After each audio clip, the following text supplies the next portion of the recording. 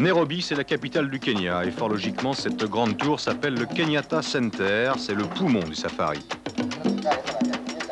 Safari égale exercice très spécial. Inutile dès lors de s'étonner si la préparation des mécaniques y est toute particulièrement minutieuse et spécifique.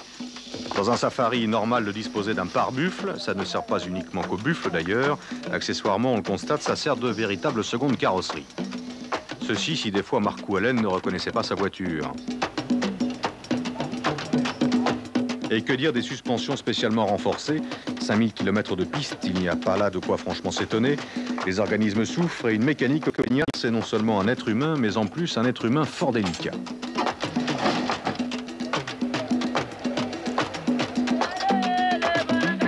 Avec tout de suite cet avant-goût que nous propose Harry Vatanen.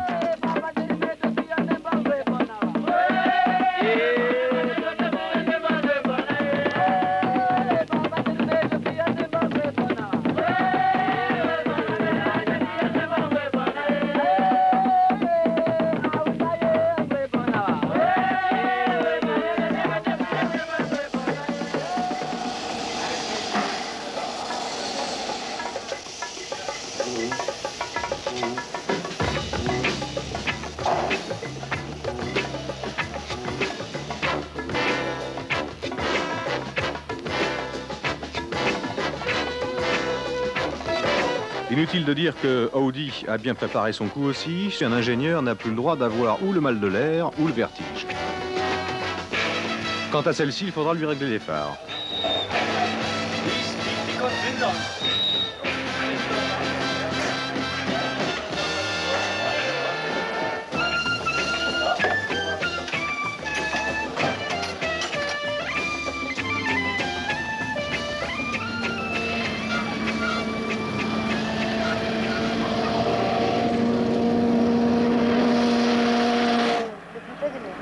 C'est parti pour ce que l'on peut considérer comme le plus long sprint du monde. La plupart des pistes, on les avale à 200 km/h.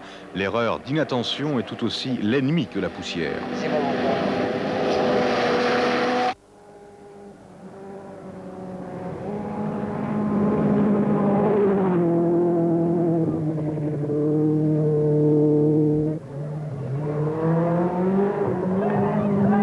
On attendait Peugeot? Eh bien non. On attendait alors Audi? Non plus. En désespoir de cause, Lancia ici. Encore moins.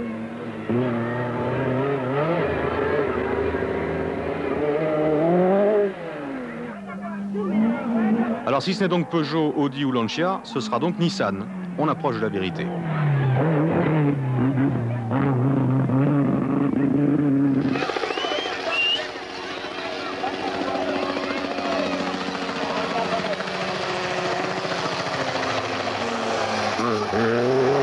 Alors Opel, c'est presque ça.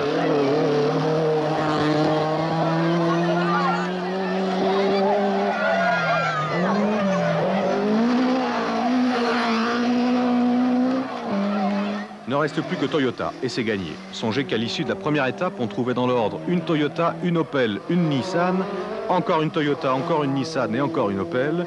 On pointait la première Peugeot, celle de Vatanen, en 7e position, la première Lancia, celle de Bettega, en 9e position, et la première Audi d'usine, ne la cherchez pas, après 200 km, il n'y en avait plus.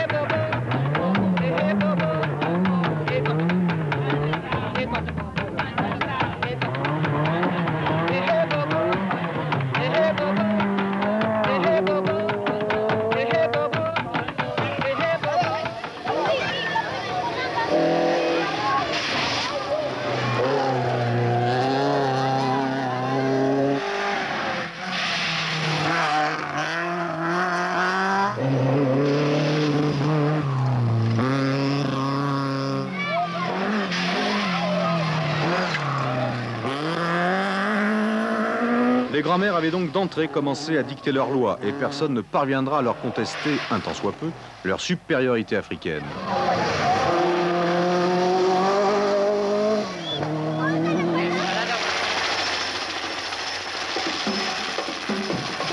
Là, vous êtes devant nous, à gauche toute.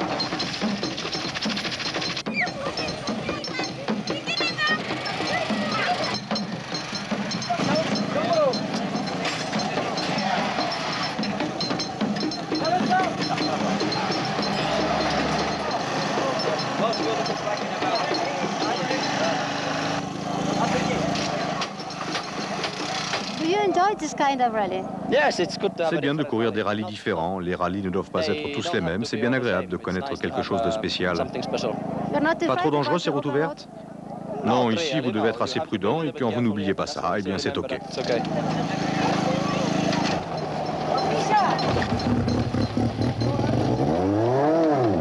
Ce qui mérite quand même quelques explications. Nous le disions, les ambitions officiellement affichées de Audi n'allaient pas tenir la distance. Une nouvelle boîte de vitesse que l'on pensait miracle. Le miracle, on l'attend encore. Défaut de fabrication, paraît-il. Lancia a peut-être l'excuse de devoir mener de front ce genre d'équipé avec les essais de la Delta S4. Les Italiennes ont été les secondes à lâcher prise. Un Safari, en effet, ne se perd pas. Il est plus juste de raisonner dans ce sens, dans la mesure où la victoire revient à celui qui, au total, aura encouru le moins de pénalisations.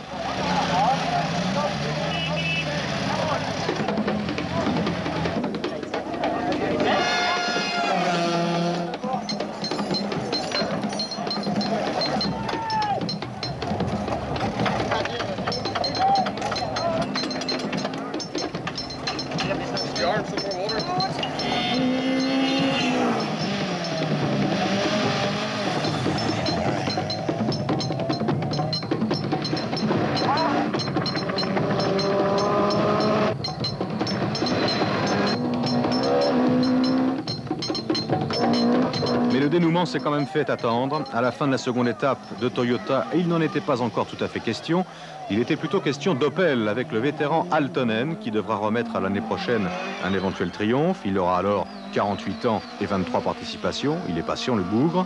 Dans l'ordre, Toyota 2 fois, Nissan, Opel 2 fois, Nissan encore et Peugeot. Plus que de performance pure, il fallait parler une fois encore de fiabilité pour maintenir et supporter un rythme qui s'est révélé plus élevé que jamais.